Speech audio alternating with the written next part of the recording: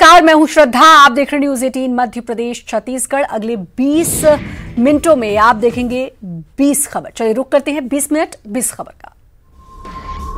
बरगी बांध के catchment area में बारिश होने से मंगलवार देर रात तक बांध का जलस्तर 422.80 मीटर पहुंच गया, जो कि उच्चतम सीमा से भी ज्यादा है। ऐसे में देर रात को ही बरगी डैम के 8 और गेट खोलने पड़े। बांध के 3 गेट पहले से ही खुले थे और इसे मिलाकर अब कुल 11 गेटों से 1100 घन मीटर पानी छोड़ा जा रहा है। गौरतलब है कि बरगी डैम के 11 गेट खोले जाने के बाद तटवर्ती क्षेत्रों में एक बार फिर बाढ़ जैसे हालात बन सकते हैं। इसके पहले भी जब बरगी डैम के गेट खुले थे तो उन जिलों में बाढ़ जैसे हालात बन गए थे जो नर्मदा के तटवर्ती क्षेत्रों में आते हैं। पानी छोड़े जाने से बांध प्रबंधन ने नर्मदा के बढ़े जलस्तर को देखते हुए जबलपुर से लेकर होशंगाबाद तक के 320 किलोमीटर लंबाई वाले क्षेत्र में हाई अलर्ट जारी कर दिया है। शहर और आसपास के इलाकों में हो रही बारिश के कारण डैम लबालब भर गया है, जिसके चलते 11 गेट खोल दिए गए हैं।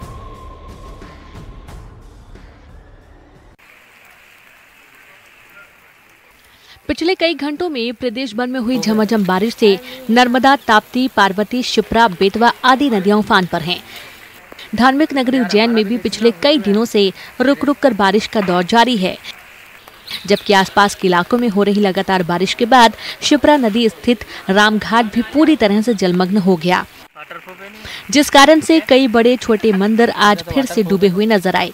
इसके साथ ही शिप्रा नदी पर बने छोटे पुल के ऊपर से भी पानी बहते हुए नजर आया। आपको बता दें कि इस साल में तीसरी बार है जब शिप्रा नदी का जलस्तर बढ़ा है। वहीं मूसलाधार बारिश के कारण शिप्रा नदी का छोटा पुल फिर से डूब गया। सुरक्षा को ध्यान में रखते हुए प्रशासन द्वारा पुल के दोनों ओर बैरिकेड्स लगाकर रास्ता बंद कर दिया गया। अच्छी बारिश के कारण उज्जैन का गंभीर बांध भी पूरी तरह से फुल हो चुका है।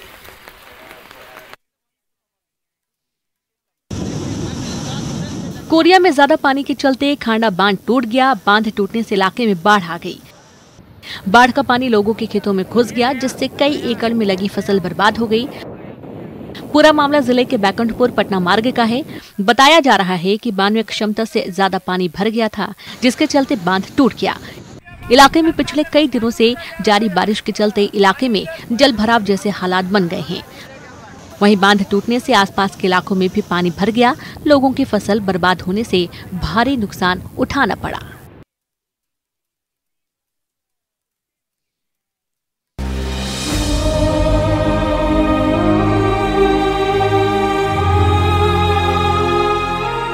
भोपाल में लगातार हो रही बारिश से डामखेड़ा बस्ती में दहशत का माहौल है। पहले भी कलियासोत नदी में आए उफान से कई मकान बह गए थे।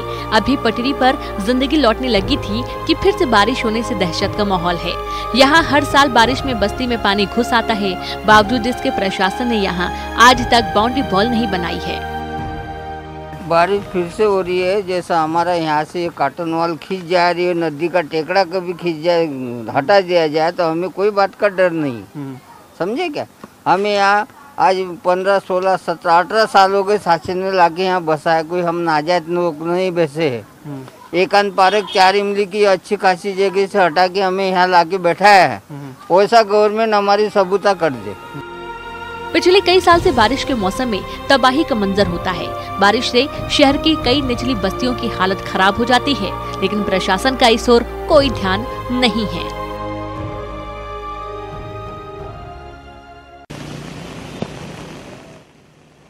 इंदौर में भी बुधवार सुबह से ही बारिश का दौर जारी है। सुबह 1 घंटे शहर के विभिन्न हिस्सों में मूसलाधार बारिश हुई, जिसकी वजह से शहर की रफ्तार थम सी गई। कई सड़कों पर हल्की फुल्की जल जमाव की स्थिति भी बन गई। लोग पानी में भीगते हुए सफर करते दिखाई दिए। इंदौर शहर में अब तक कुल 46 इंच बारिश हो गई। मौसम विभाग के अनुसार आगामी दिनों में भी मौसम ऐसा ही रहने वाला है। मौसम विभाग का कहना है आने वाले दिनों में भी बादल छाए रहेंगे और शहर में कहीं कहीं बारिश भी होगी। जशपुर में आजादी के कई दशक बाद भी ग्रामीण मूलभूत सुविधाओं से महरूम है। पत्थल गांव के कोकिया खार में नदी में पुल नहीं होने से बारिश में ग्रामीण खासे परेशान होते हैं। बारिश में ये गांव टापू बन जाता है। नदी पार करने ग्रामीण यहां लकड़ी का पुल बनाते हैं, लेकिन बारिश में तेज बहाव में पुल भी बह जाता है, जिसके चलते ग्रामीण जान जोखिम में डालकर नदी पार करने को मजबूर होते हैं। बारिश से पहले इस गाँव के लोग 3 महीने का राशन इकट्ठा करके रखते हैं और इसमें करीब हम यही 150 से 200 लगभग यहाँ की जो जनसंख्या है वो है यहाँ की। और बरसात में ऐसे परेशानी है कि यहाँ जो पारा है बरसात के दिन में 3 या 4 महीना के लिए इकट्ठा चावल इकट्ठा करके रखते हैं। हर चीज़ के लिए परेशानी है। कई बार लकड़ी का पुलिया बना चुके हैं और जैसे ज़्यादा पानी आता है तो पुलिया भी बह जाता है। आने जाने के लिए पारा टोला का बच्चों शिक्षकों को दिक्कत तो आती है, तो पुलिया बनना चाहिए यहाँ। मैं जनपद सीओ से बात करके वहाँ का प्राकलन लेता हूँ और कौन से मत से हो सकता है इसका परीक्षण करके देखता हूँ। शासन प्रशासन जिले में हर साल विकास कार्यों के नाम पर करोड़ों रुपए खर्च कर रहा है, लेकिन इस गांव में विकास का काम ना होने से लोगों को भारी मुसीबत का सामना करना पड़ रहा है। पत्थल गांव विधायक रामपुकार सिंह इस विधानसभा से 7वीं बार विधायक बने हैं। वो मंत्री भी रह चुके हैं। बावजूद इसके यहाँ के ये हालात बद से बदतर हैं।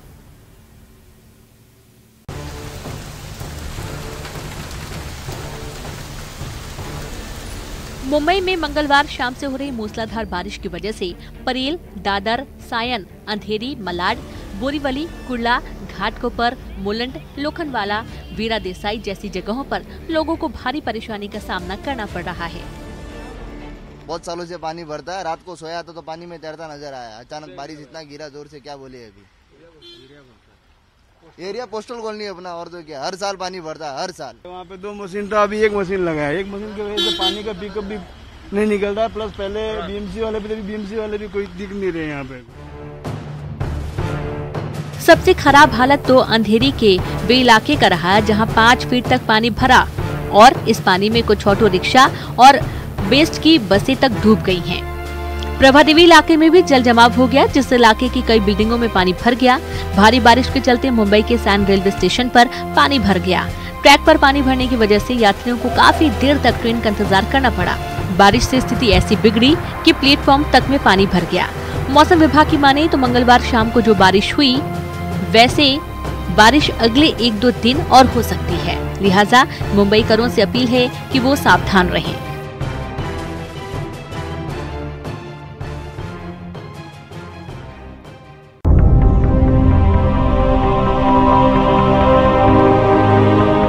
चंबल में उपचुनाव से पहले पुलिस ने लोगों की धरपकड़ शुरू कर दी है।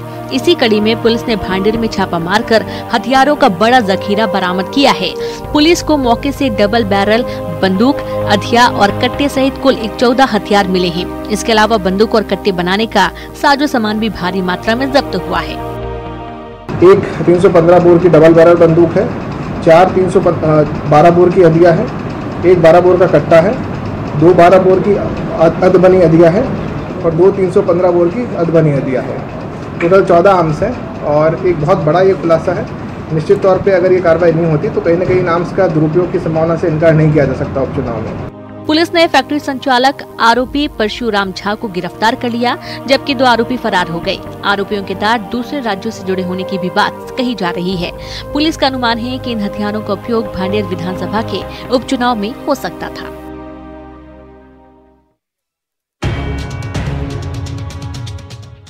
भोपाल में कुछ वाहन चोरों की तस्वीर सीसीटीवी कैमरे में कैद हुई। इन लोगों ने भोपाल के ऐशबाग, कोहिफिजा, पिपलानी, MP नगर इलाकों में चोरी की वारदात को अंजाम दिया था। भोपाल पुलिस ने इन चोरों पर इनाम की भी घोषणा की थी।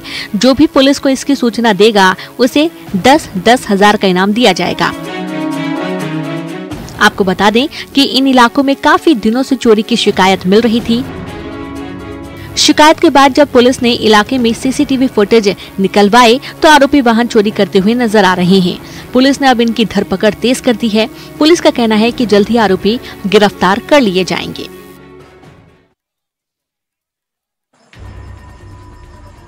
रायगढ़ में एक बार फिर करंट लगने से एक हाथी की मौत हो गई। धर्मजय गढ़ के मेढरमार जंगल राइस मिल से चंद कदमों की दूरी पर एक नर हाथी का शव मिला है। बताया जा रहा है कि गांव के एक किसान ने अवैध बिजली का कनेक्शन लगाकर बोर के लिए लाइन लगाई थी। बीती रात हाथी उसी तार की चपेट में आ गया और उसकी मौत हो गई। क्षेत्र में हाथियों के कई दल सक्रिय हैं और वो इधर से उधर स्वच्छंद विचरण करते रहते हैं। जून में भी धर्मजयगढ़ में दंतैल हाथी गणेश सहित 2 हाथियों की मौत हो गई थी। अवैध बिजली के कारण है ये हाथी का मौत हुआ है।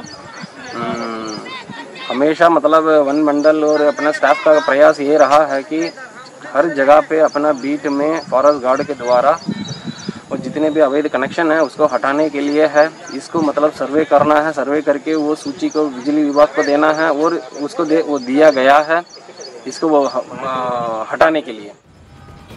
हाथी दल बस्तियों में घुसकर जानमाल को नुकसान पहुंचाते हैं।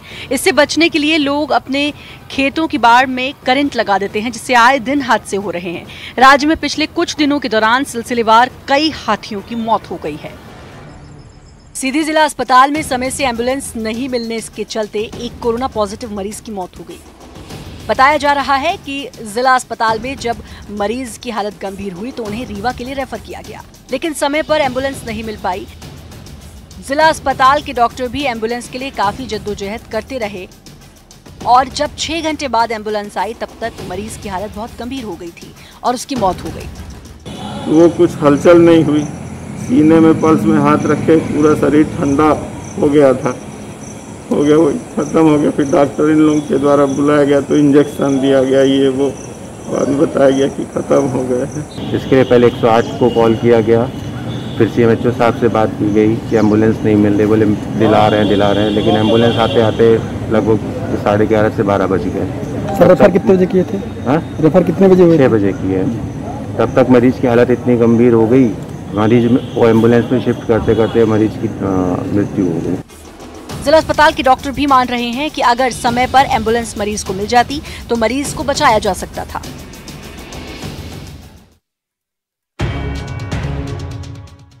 बिलासपुर शहर में IPL क्रिकेट मैचों में सट्टा लगाने का कारोबार बड़े पैमाने पर चल रहा है। कोतवाली पुलिस ने IPL क्रिकेट मैच पर सट्टा लगवा रहे 3 लोगों को गिरफ्तार किया है। पुलिस ने आरोपियों के पास से 50 लाख रुपए की सट्टा पट्टी और 14,000 रुपए कैश बरामद की हैं। वहीं मौके से मोबाइल और LED टीवी भी बरामद किया है।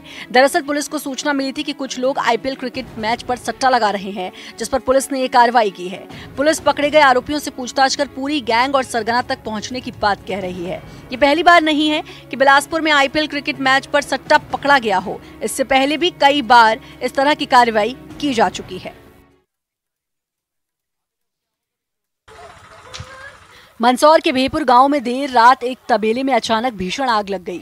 भीषण आग के कारण 10 पशु बाड़े में ही जलकर मर गए। वहीं हादसे में 5 पशु गंभीर हालत में झुलस गए, जिनका उपचार जारी है। बाड़े के मालिक की माने तो देर रात आग लगने की सूचना फायर ब्रिगेड को दी गई, जिसके बाद फायर ब्रिगेड की गाड़ी ने मौके पर पहुंचकर आग पर काबू पाया, लेकिन तब तक 10 जानवर जिंदा जलकर मर चुके थे। वहीं 5 जानवर गंभीर हालत में झुलसे मिले। सूचना मिलने पर मौके पर पहुंची पुलिस पंचनामा बनाकर आग लगने के कारणों की जांच कर रही है। राजनाथ गांव में मासूम से दरिंदगी करने वाले को फांसी देने की मांग अब जोर पकड़ने लगी है। चिखली थाना क्षेत्र के कांकेतरा गांव के लोगों ने फास्ट ट्रैक कोर्ट में मामले की सुनवाई करने और आरोपी को फांसी देने की मांग की है। मृतक बच्ची के माता पिता और ग्रामीण आरोपी को फांसी देने की मांग लेकर सड़क पर उतरे और हाथ में बच्ची की तस्वीर और तख्ती लेकर ग्रामीण कलेक्ट्रेट पहुंचे। बेरहमी से बलात्कार करके उसका मर्डर कर दिया गया, इसलिए हम उस अपराधी को जल्द से जल्द फांसी दिलवाने के लिए ये जुलूस निकाले हैं। 25 अगस्त को गांव के ही आरोपी ने 3 साल की मासूम बच्ची को अगवा कर पहले उसके साथ दुष्कर्म किया और उसके बाद उसकी हत्या कर दी। फिलहाल आरोपी जेल में बंद है। परिजन और ग्रामीण आरोपी को जल्द से जल्द फांसी दिए जाने की मांग कर रहे हैं।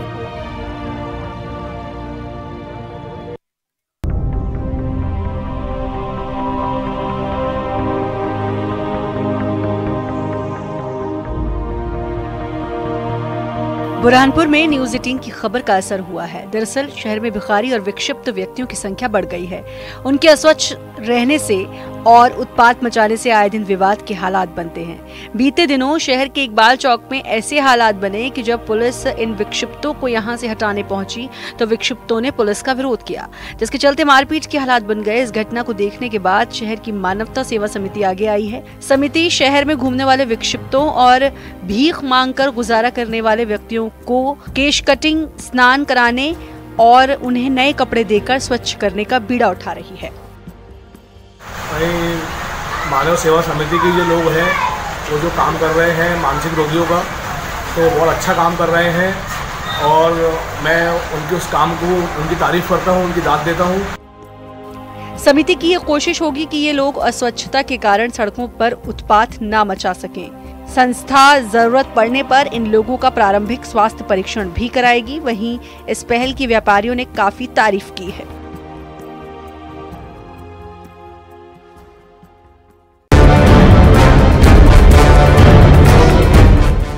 कोरबा के बालको चिमनी हादसे को 11 साल हो गए।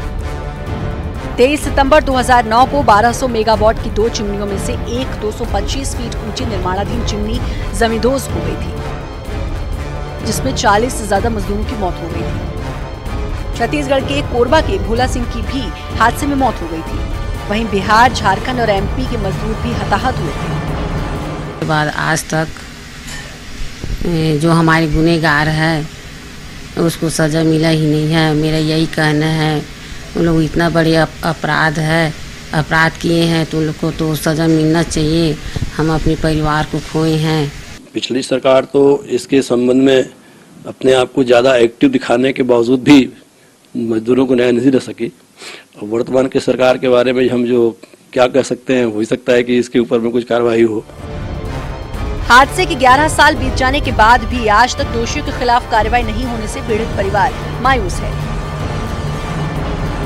लोगों का कहना है कि उन्हें असल इंसाफ तभी मिलेगा जब दोषियों को सलाखों के पीछे भेजा जाएगा। मां की गोद पिता का आश्रय। मुख्यमंत्री शिवराज सिंह चौहान ने राजधानी भोपाल में संबल योजना के तहत हितग्राहियों को कई सौगातें दी। सीएम ने योजना के 3700 लाभार्थियों को 80 करोड़ की राशि उनके खाते में ट्रांसफर की। सुख का दाता सबका साथी, शुभ का ये संदेश। सीएम ने अनुग्रह सहायता राशि का ऑनलाइन ट्रांसफर किया। सीएम ने संबल योजना के हितग्राहियों से भी चर्चा की। उपचुनाव से पहले गरीबों, पिछड़ों, वंचितों को साधने की कोशिश में जुटे मुख्यमंत्री ने संबल योजना के तहत 22 जिलों में 3700 हितग्राहियों के खाते में पैसे ट्रांसफर किए। वहीं इस मौके पर शिवराज ने कहा कि किसी भी हालत में संबल योजना बंद नहीं होगी।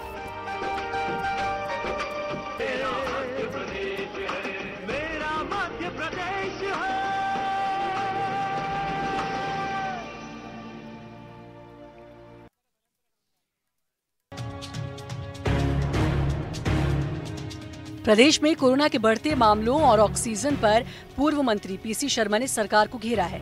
उन्होंने कहा कि कोरोना का संक्रमण तेजी से बढ़ रहा है, वहीं ऑक्सीजन की कमी भी एक बड़ा मुद्दा है। ऑक्सीजन की कमी है और ऑक्सीजन को ये हिदायत दी गई है हेल्थ डिपार्टमेंट ने कि बहुत ही किफायत से यूज किया जाए। अब भाई ऑक्सीजन जितनी लग रही तो लगेगी ना, उसमें किफायत क्या होगी? तो दारू की दुकान भी बंद करो ना, वो 11:30 बजे तक चल रही है। वो पी पा के निकलता है और संक्रमण फैलाता है। तो जब 8 बजे आप ये कर रहे हो, दुकानें दूसरी बंद हो रही, तो शराब की दुकान भी बंद हो, जिससे संक्रमण को रोका जा सके। प्रियंका गांधी वाड्रा के एमपी दौरे पर पीसी शर्मा ने कहा कि वो नवरात्र में पीताम्बरा पीठ में दर्शन करेंगी। इस दौरान कई विधानसभा सीटों पर प्रचार भी कर सकती हैं।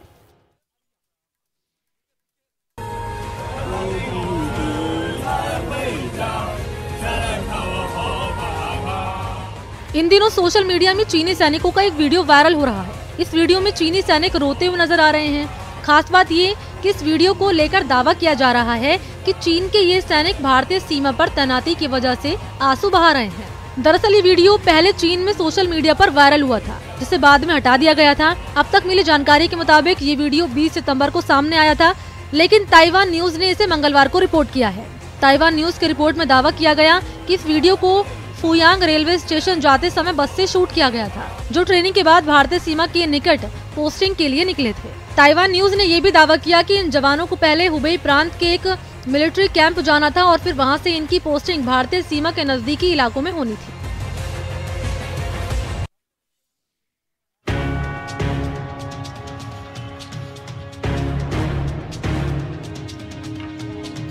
पश्चिम बंगाल के कूच बिहार में पुलिस और एसएसबी ने ज्वाइंट ऑपरेशन में 1 करोड़ 17 लाख की नकली नोट बरामद किए हैं। पुलिस ने आरोपियों के पास से 1 किलो 200 ग्राम सोना भी बरामद किया है।